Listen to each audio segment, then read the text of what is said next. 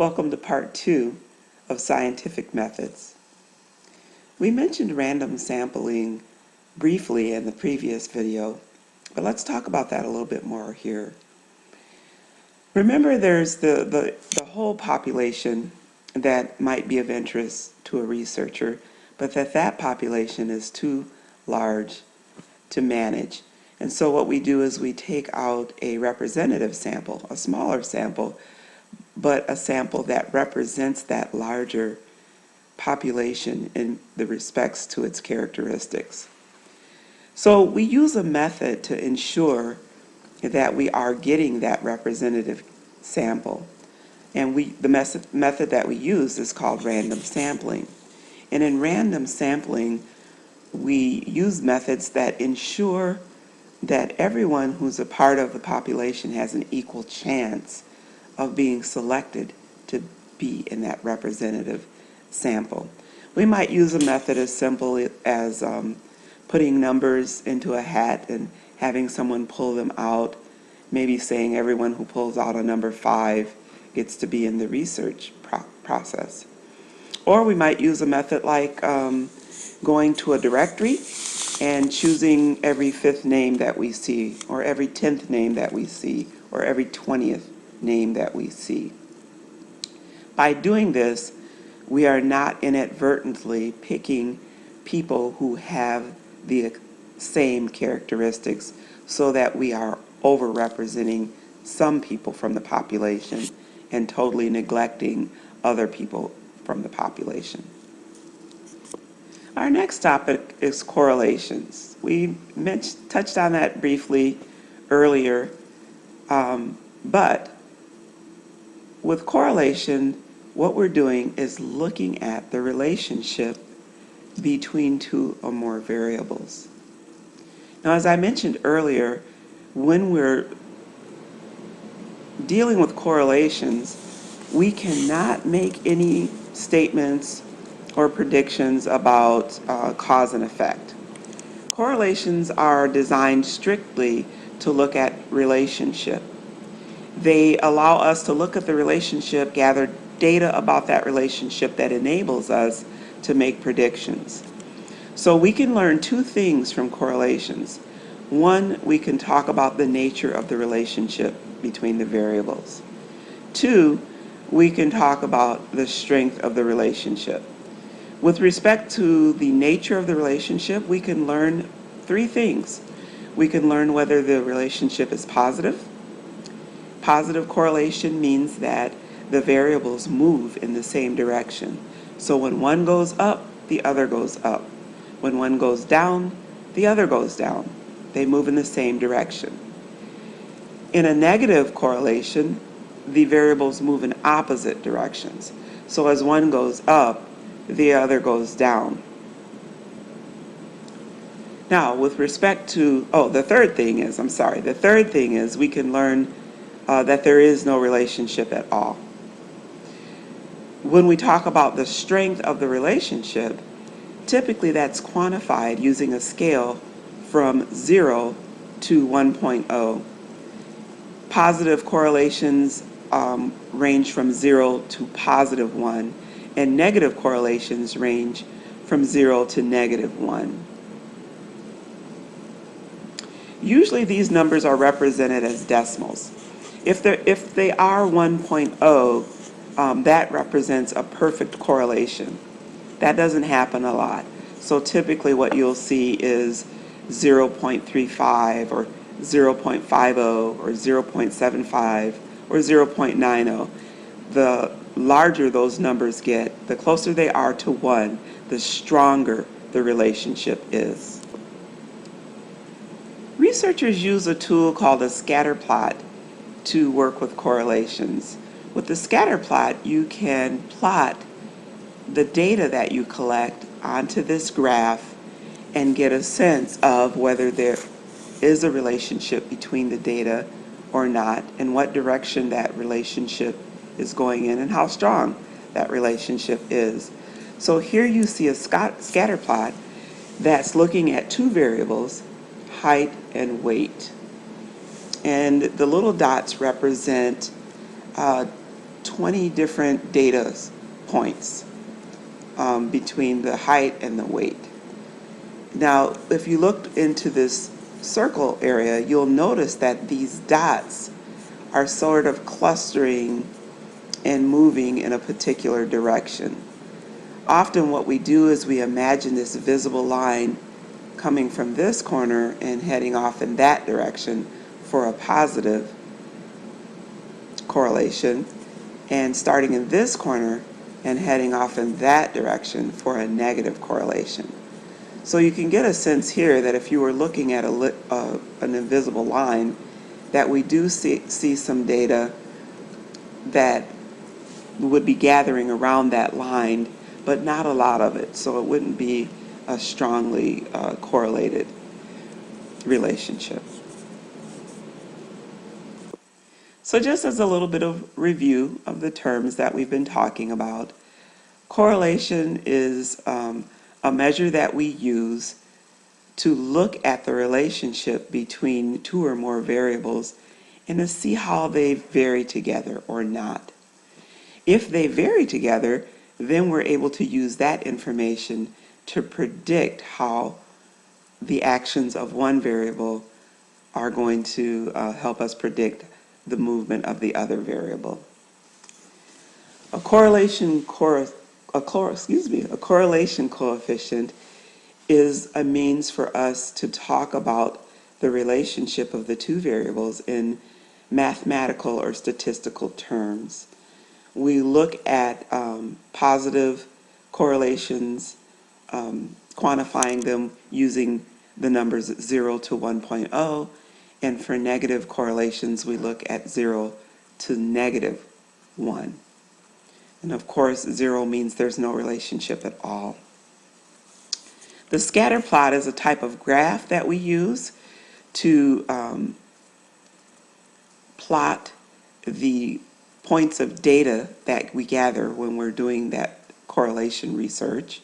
And we can plot those right on the graph, and then we can sort of envision whether those dots are falling together in a way that suggests a positive correlation, in a way that suggests a negative correlation, or in a way that tells us there is no correlation at all.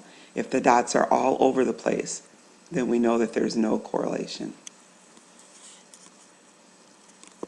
I'd like you to take a few minutes to think about these few scenarios and what type of correlation they might indicate. The more children and youth used various media, the less happy they were with their lives. So when you're talking about the more and the less, as you might suspect, we're talking about moving in opposite directions. And if you recall, moving in opposite directions is an indication of a negative correlation. The next one, the more sexual content teens saw on TV, the more likely they were to have sex. Well, we see here that more of one thing causes more of the other thing. That means they're moving in the same direction. As one thing goes up, the other thing goes up. So that is indicative of a positive correlation. This third one, the longer children were breastfed, the greater their later academic achievement. Again, we're talking about two things moving in the same direction. The longer, the greater. So they're moving in the same direction, and that again is indicative of a positive correlation. The final one is, the more income rose among a sample of poor families, the fewer symptoms of mental illness their children experienced. So again, this is talking about something moving in opposite directions. The more income, the fewer cases, or symptoms rather, of mental illness. So when the variables are moving in opposite directions, we're talking about negative correlation. Now let's consider a situation in which we're looking at the relationship between hair loss and marriage. The relationship between hair loss and marriage. Suppose that a newspaper that you're reading reports that length of marriage correlates with hair loss in men. Most most likely it would be reported in the newspaper, there's a relationship between hair loss and length of marriage.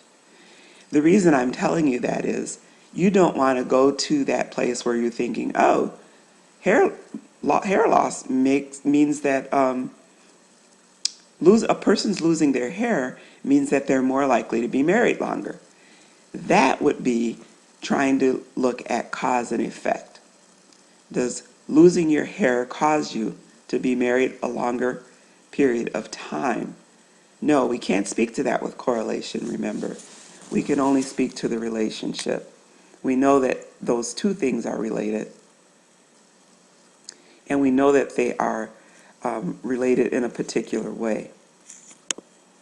To understand why we can't talk about cause and effect when we're looking at correlations, let's consider looking at these scenarios.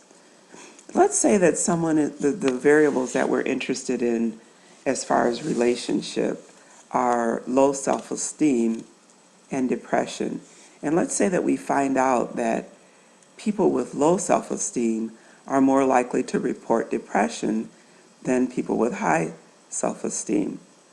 The reason we can't say that low self-esteem causes depression is because there may be a third variable that is related to both these two that we're looking at that actually impacts them. And since we don't know that, we can't talk about cause and effect. So if you look at low self-esteem and depression, there are three scenarios that could account for it. Low self-esteem could actually cause depression. That would be our cause and effect explanation. Or depression could cause low self-esteem. Could be the opposite. Or there could be a third variable, which in this case we're talking about as distressing events or genetically influenced traits that actually cause both those things, low self-esteem and depression. And so because we don't know if there are other factors that may be related and may be the actual cause, we do not talk about cause and effect when we're looking at correlations. When we want to talk about cause and effect, we have to go to the experiment. The experiment allows us to talk about cause and effect because it is set up in such a way that we're able to make statements with confidence about cause and effect. So in the experiment, we're going to manipulate variables. We'll look at a particular factor of interest. We're going to make sure that all of the other characteristics are held constant so that the two groups are alike in every aspect except the aspect that we're going to manipulate. So to do this, we have to work with an experimental group and a control group. Those are the groups of comparison. The control group doesn't get the manipulated variable, and the experimental group does get the manipulated variable. There are some factors that we have to think about in working with experiments. Sometimes when people are participating in an experiment, they may try to figure out what it is the researcher wants them to do, and they may do that instead of acting naturally. That, of course, would cause problems in our ability to talk about cause and effect because we wouldn't be getting the natural reaction. Sometimes, too, the researcher may have people who are administering the research who have some understanding of what should happen, and then that might cause them to inadvertently goof up the results because of their expectations. So one thing that we do to prevent that is we use a double-blind procedure. That's a procedure in which neither the participants nor the researchers' helpers know what condition the participants are in. Another quick factor is placebo effect. That is where someone thinks that because they are getting a specific treatment that their behavior will change. And even if they are not really getting that treatment, they will change their behavior because they think they're getting it. Okay, I'm going to have to go to video number 3 to finish up scientific methods. So